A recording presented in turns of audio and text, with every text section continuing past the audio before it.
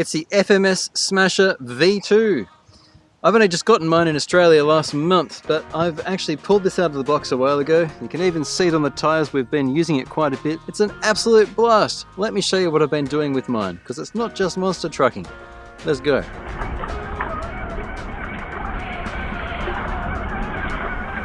In the box, you've got the car itself, the 350mAh battery and USB charger, radio, comes in two colours, white and blue, water decals that can be applied in a certain way that I actually don't know how to do, but I will look it up after this video.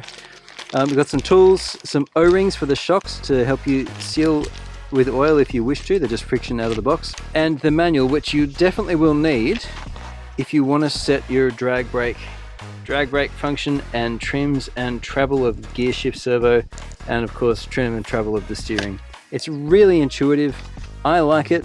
Exploded parts in the back, incidentally, and it's very straightforward.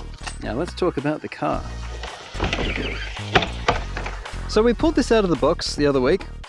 One thing that's tricky about this little remote is that when you first turn it on, you can rapidly hit one or two of the buttons to select drag brake. You can change your throw on your throttle.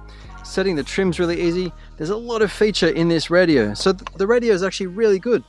And one thing that you may notice about this truck is that even though the tires are really big, the body, when you look at it closely, is actually quite small. Picture this thing with normal size scale wheels way up in the wheel wells, as if this was a truck that's just rolled off the lot. Quite a different thing from these massive tractory wheels, and you can still hear, well, even see, I thought I'd mostly dried that out. There's still a bit of water in here. I've had this thing splashing through stuff. We did some dolly destruction with some Doll's House dollies the other day. My boy's in the background laughing there. We've done some slow-mo stuff with this, and I took it to the lake the other day just to drop it through some mud puddles. It's been an absolute blast. High and low gear, and even a neutral in the middle, and it's a very reliable transmission. So I found that second gear, high range, it's actually fast enough to walk with. It keeps up. These big tires just really make a difference, because light body, big tires, big bouncy tires, it means it just bounces happily over the terrain while you're walking.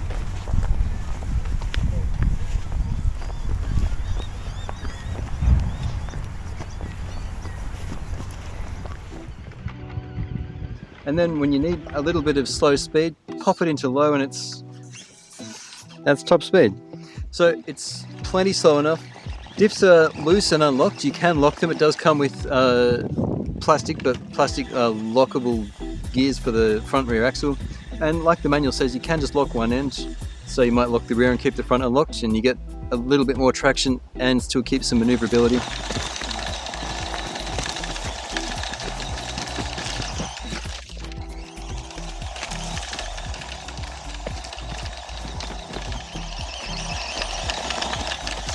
It's actually quite a decent play truck. It's not just a monster truck.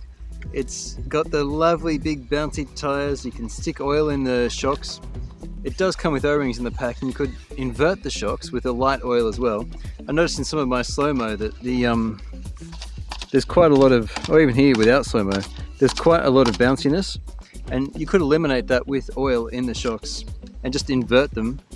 It gets the weight down and also stops them from leaking. So that's something I'm thinking about doing. The steering is absolutely fast, and even with some weight on it, look at that. So that's actually quite good. The transmission servo is very fast. I understand it's plastic gear on the transmission and metal gear in the steering. Beautiful. I've had this thing briefly submerged several times just when I was filming. Hasn't missed a beat. I'm just really happy with this thing as a trail truck, not even a monster truck, as a trail truck. It's really fun. The only little issue I've had is that these little clips that hold the body in don't always stay done up. When they click in, there's a little catch there that's got to be clicked in all the way. I do find this thing does sometimes pop out, but I mean, for filming, ironically now, it's been absolutely fine. Body pops off very easily. You just press these little tabs in, front and rear. I'm trying to do it one-handed, sorry. And you've got You've just got your headlights that plug into that one port there. So there's your body. Doesn't weigh much, and the chassis it's a ladder at each end, and you've got plastic links.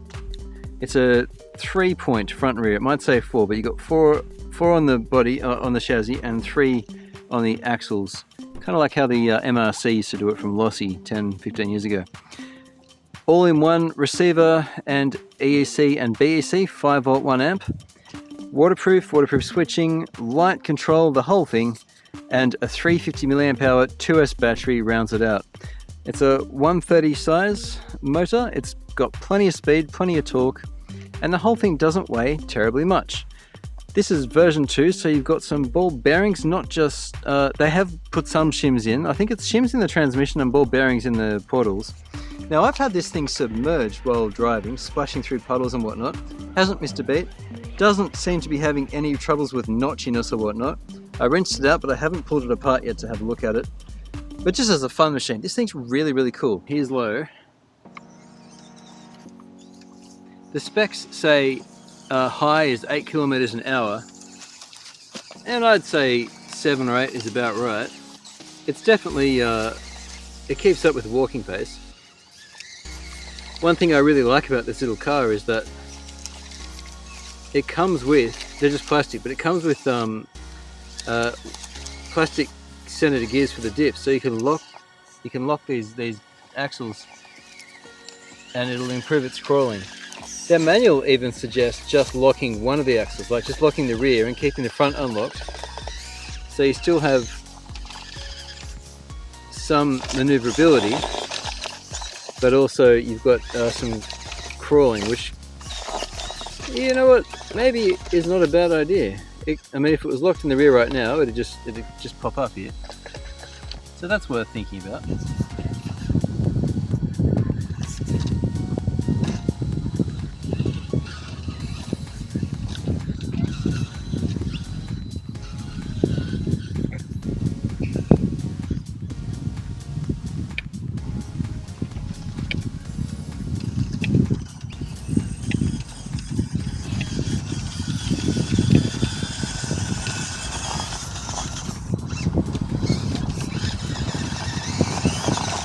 I only got this last month in March, and I ordered it as soon as it was available.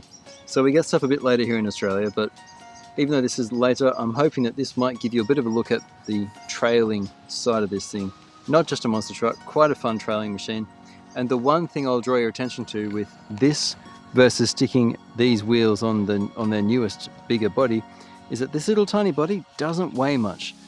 So you can actually, go back there, jump it forward, and you get a moonwalk. It's nice and light, and it just rolls beautifully. Stick a heavier body on it, and you're going to have some trouble with battery life, with traction. You might need to lock the diffs. For mucking around in stock form, I've just found this thing to be just bang on. I highly recommend it. I may have a link in the description where to find it. Certainly you can just go to fmshobby.com and they'll sell it there. I'll see what I can do as far as a link down below. If I do have one, please use it. Helps support the channel by giving me a small kickback, so thank you for that. Throw me a like, and I'll catch you again real soon on RC-TNT. Thanks for watching.